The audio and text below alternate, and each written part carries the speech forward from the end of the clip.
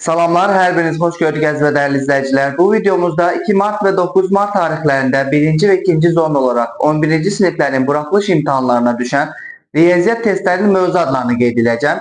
Bu hissədə diqqətli olun, 6 aprel tarixlərində kimlər imtahan verəcəklərsə eyni mövzular altında suallar tərtib olunacaq.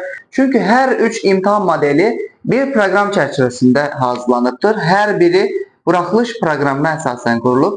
Ona görə də diqqətli şəkildə axıra kimi izləyin. 6 aprel tarixində də eyni bu mövzulardan imtahan sualları tərtib olunacaq. Çox vaxt itirmədən birinci növbədə 2 mart tarixində düşən riyaziyyat testlərinin mövzu adlarını qeyd etmək istəyirəm. 61 nömrəli misalımız tam cəbri ifadələrə aiddir. Tam cəbri ifadələr, çox hədli, müxtəsər olma düsturları deyə qeyd edə bilərik. 62 nömrəli misalımız çevrəyə aiddir və çevrədə də üçbucaqlara aid gözəl bir nümunə misal var. Hər ikisinin qarşılığından ibarət bir testdir. Ümumilikdə çevrəyə aid olan misaldır. 63 nömrəli misalımız bərabərsizliklərə aiddir. 64 nömrəli misalımız trigonometrik tənliklər. Davam edirik. 65 nömrəli misalımız ehtimala aid bir sualdır. Maraqlı bir məsələ verilibdir. Diaqramlardan ibarətdir. 66 nömrəli misalımız kvadrat köklərə aid bir misaldır. Kvadrat köklər. 67. Fəzada düz xətlər və müstəvilər. Fəzada düz xətlər və müstəvilər.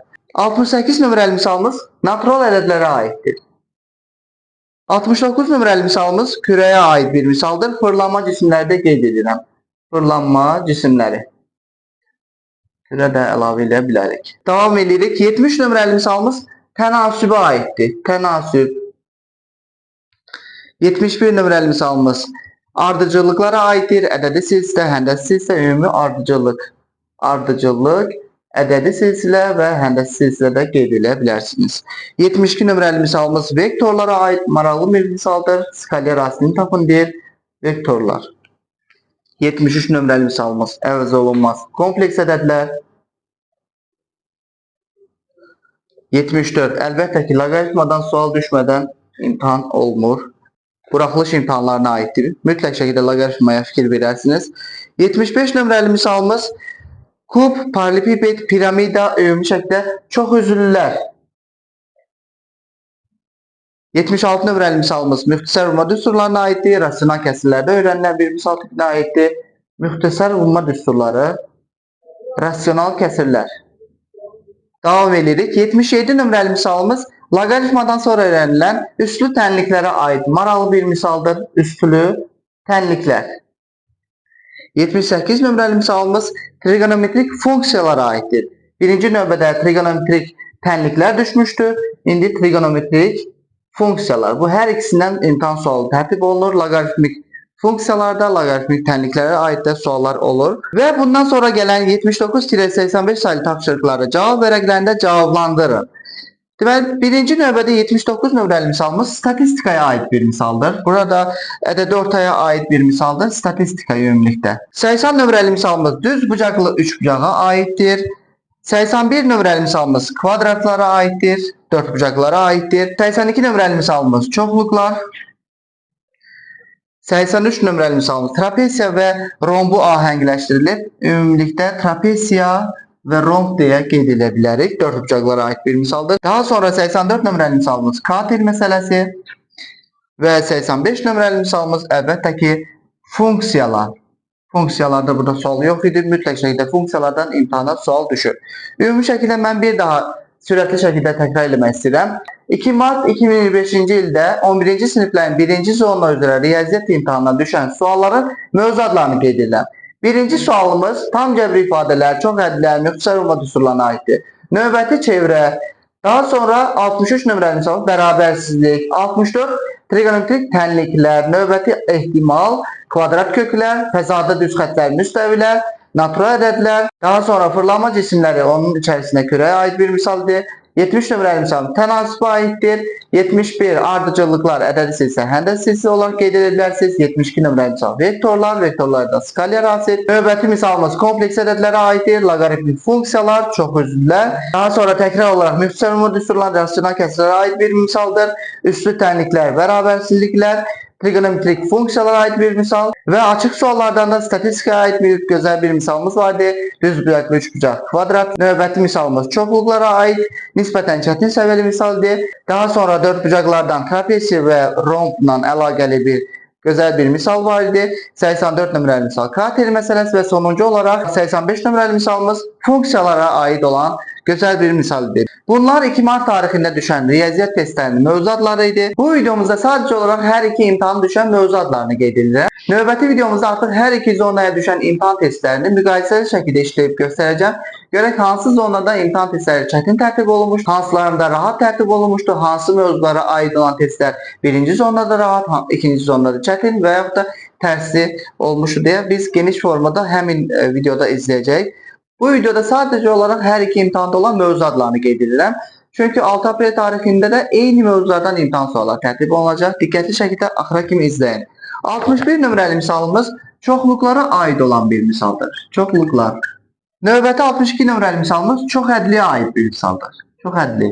Çox hədli, müxtəsər modüsturlar, tam cəbri ifadələr deyə qeyd edə bilərsiniz. 63 nömrəli misalımız həqiqi ədədlər, irrasional ədədlər, ümumilikdə həqiqi ədədlər mövzusunda öyrənilən bir testdir. Həqiqi ədədlər, irrasional ədədlərin sayını tapın deyir. 64 nömrəli misalımız kvadrat köklərə aiddir. 65 faiz misalına aiddir. Bundan əvvəlki videomuzda qeyd eləmişdim ki, əgər birinci zona tənasübdən sual düşdüysə, ikinci zona mütləq şəkildə faizdən sual gələcək və faizə aid maraqlı bir məsələ tərtib olunmuşdur. Növbəti 66 nömrəli misalımız ədədi silsiləyə aiddir. Ədədi silsilə. Ümumilikdə ədədi silsilədə qeyd edirəm, siz mütləq şəkildə ardıcıllıqlar və həndəsi silsiləni də bilməlisiniz. Növbəti 67 nömrəli misalımız fəza fiqurlarına aiddir. Fırlanma cisimlərinə aiddir. Yenə də kürəyə aid bir maraqlı bir misaldır. Bu testin həllini ümumilikdə biz hərəkət oxşarlıqda öyrənirik. Hərəkət oxşarlıq. 68 nömrəli misalımız bərabərsizliyə aiddir. Bərabərsizlik. 69 nömrəli misalımız fəzada düz xətlər və müstəvilər. Növbəti 70 nömrəli misalımız paralel köçürməyə aiddir. Hərəkət oxşarlıqda öyrənilir. Ümumilikdə burada paralel köçürmə deyə qeyd edirəm. Növbəti 71 nömrəli misalımız çox bucaqlara aiddir. 4 bucaqlardan əvvəl öyrənilən bir mövzudur.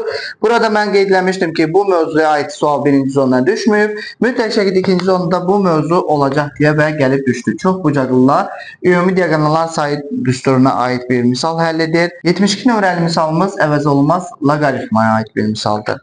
Davam edirik. 73 nömrəli misalımız trigonometrik funksiyalara aiddir.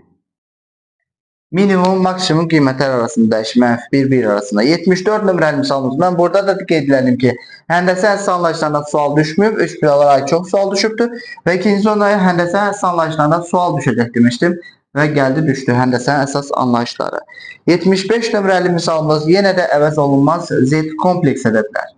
Kompleks. 76 nömrəli misalımız trigonometrik funksiyalara aiddir. Əsas trigonometrik eyniliklərə aid misaldır. Əsas trigonometrik eyniliklər. Növbəti 77 nömrəli misalımızda loqaritmadan sonra öyrənilən üstlü tənliklərə aid misaldır. Üstlü tənliklər. 78 nömrəli misalımız müxtəsər modüsturlarına aiddir, çoxhədlərə aiddir, rasional kəsrlərə, rasional ifadələrə aiddir. Müxtəsər modüsturlarını bilmədən həll etmək olmaz bunu. Rasional kəsrlər, çoxhədli və tam cəbri ifadələr deyə qeyd edə bilərsiniz. Ümumilikdə bu mövzu çərçivəsində imtahan sualı tərtib olunubdur. Maraqlı bir sualdır və çətin bir sualdır. 79-85 sayılı tapşırıqlar cavab vərəqlərində cavablandırın. 79 nömrəli misalımız bir məchulu tənliklərdən sonra öyrənilən məsələ həllərinə aid bir misaldır. Məsələ həlləri deyə qeyd edirəm. Məsələ həlli.